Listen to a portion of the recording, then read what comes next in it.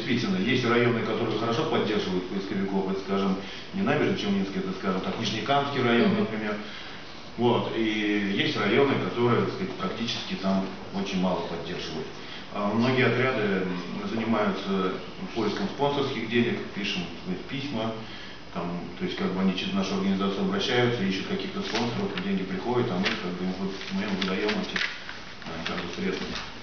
Вот, понятное дело, что деньги, если вот мы выехало, например, 600 человек, то даже если на билеты потратили 5000 рублей, то есть это 3 миллиона. То есть это деньги не маленькие. У нас частично выделяет министерство, немного город и все, так сказать, районы понемножку. Поэтому за счет этого мы и держимся. Ну, конечно же, это личные средства самих участников, которые выезжают и покупают.